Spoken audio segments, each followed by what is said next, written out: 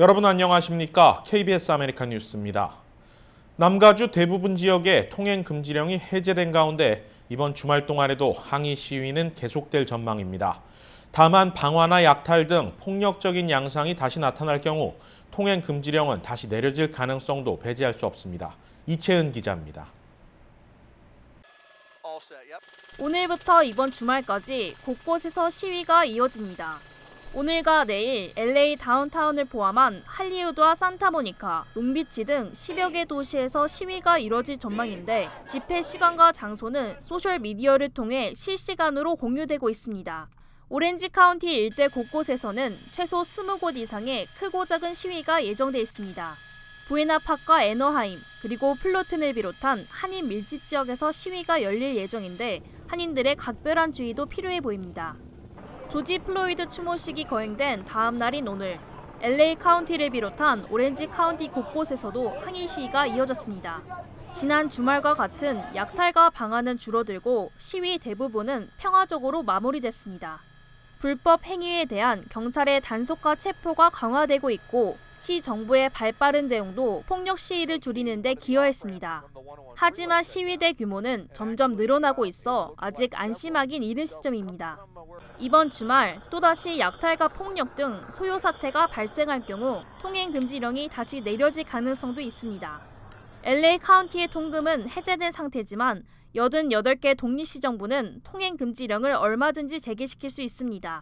이번 주말 평화 시위가 이어질 경우 통행 금지령은 발효되지 않을 전망입니다. 하지만 지난 주말과 같은 폭력 시위가 다시 일어날 경우 밤 시간대 통제는 다시 이뤄질 수 있을 거란 분석입니다. KBS 뉴스 이채은입니다. 조지 플로이드 사망에 연루된 4명의 경찰관이 2급 살인과 공모 등의 혐의로 기소가 상향됐는데요. 플로이드 제압에 가담했던 이들 경찰관들은 서로 책임을 회피하고 있어 향후 재판 결과에 대한 관심이 높아지고 있습니다. 김경일 기자입니다.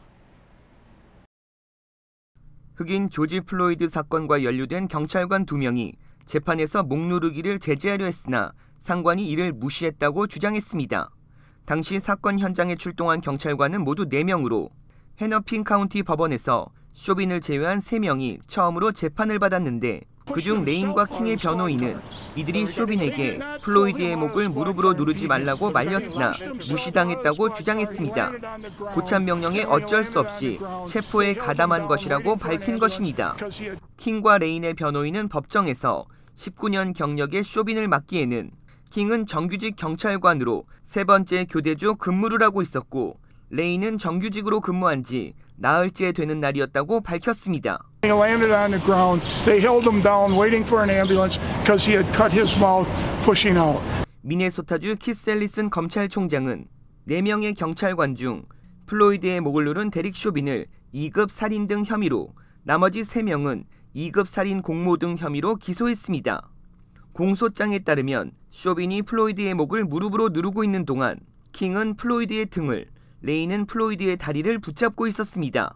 플로이드를 물리적으로 압박하진 않았지만 동료 경찰관의 행동을 제지하지 않았던 투타오의 변호인은 쇼빈에게 책임을 돌리진 않았습니다. 데릭 쇼빈에 대한 재판은 다음 주 열릴 예정입니다. 이런 가운데 시위대는 경찰관 4명 모두 유죄 판결을 받아야 한다고 주장하고 있습니다.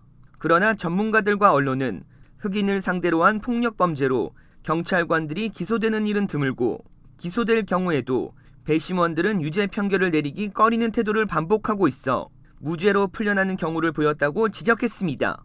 KBS 뉴스 김경일입니다. 미국의 지난달 실업률이 예상치를 뛰어넘는 하락세를 보였습니다.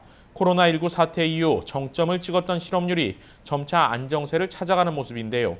이를 두고 본격적인 경제 정상화의 신호탄으로 보고 있는 시각이 많습니다. 이유수 기자입니다. 지난달 실업률이 반등세를 나타냈습니다. 당초 예상치인 19%보다 7% 낮은 13.3%의 실업률만 기록했습니다. 경제 완화 정책의 시행으로 코로나19 사태로 실직했던 사람들이 다시 일터로 돌아간 데 따른 것으로 풀이됩니다.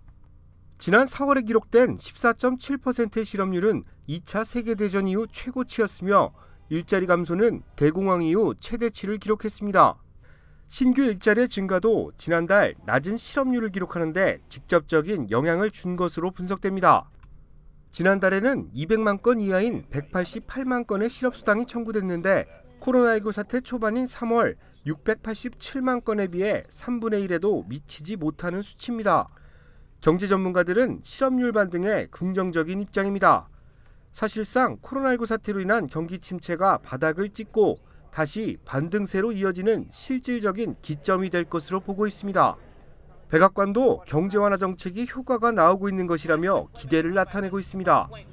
코로나 사태와 조지 플로이드 사망으로 혼란이 장기화됐지만 앞으로는 고용 증가세가 지속될 것이라는 입장입니다. We want to get all of this finished. This is a great tribute. What we're announcing today is a tremendous tribute to equality. We're bringing our jobs back. 한편 지난달 실업률 반등의 원인은 주별로 실시된 경제 완화 정책에 따른 것이라는 분석도 많습니다. 대공황 이후 가장 나빴던 고용 지표가 회복세를 나타내며 당분간 고용 안정세는 이어질 것이라는 전망입니다. KBS 뉴스 이우수입니다.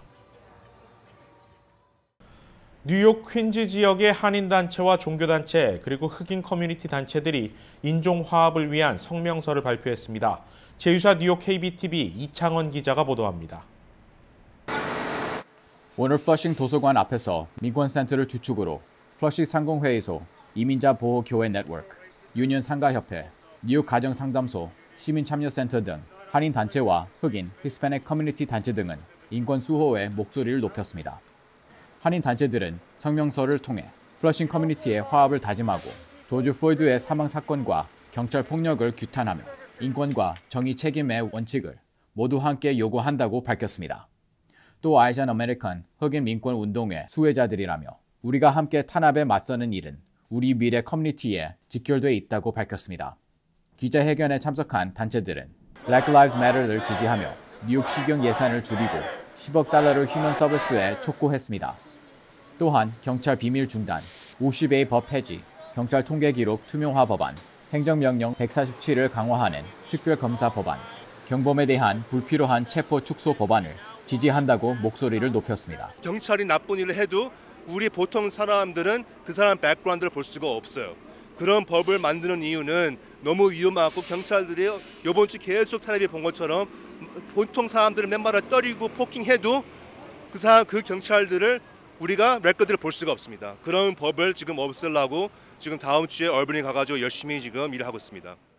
한인 단체들과 인권 단체 그리고 각 기관들의 입장 표명을 계기로 변질된 시위가 평화 시위로 정착되고 인권이 존중받은 사회가 되기를 희망해 봅니다.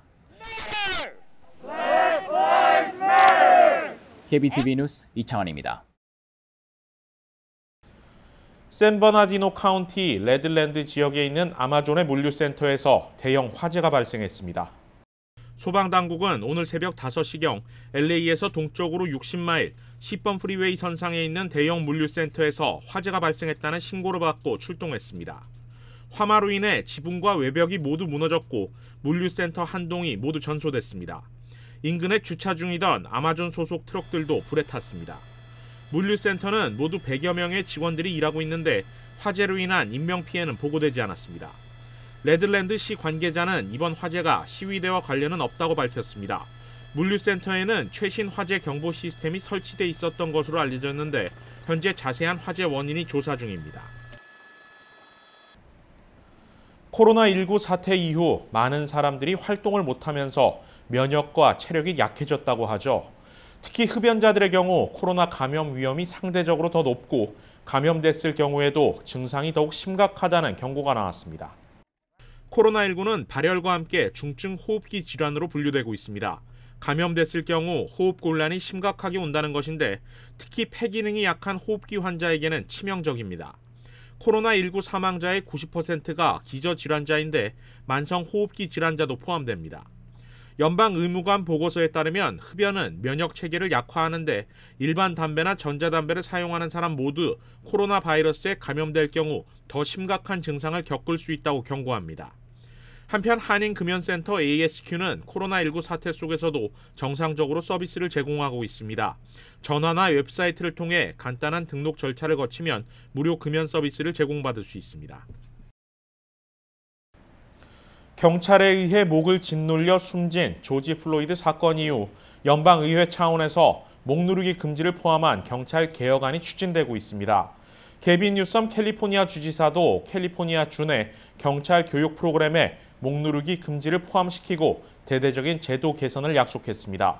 지금의 시위는 흑인 사회만이 아닌 모든 미국 시민들의 경찰 제도 개선 요구가 핵심이고 평화적 시위에는 아시안 그리고 한인 사회도 동참하고 있습니다. 뉴스 마칩니다. 안전하고 편안한 주말 보내시기 바랍니다.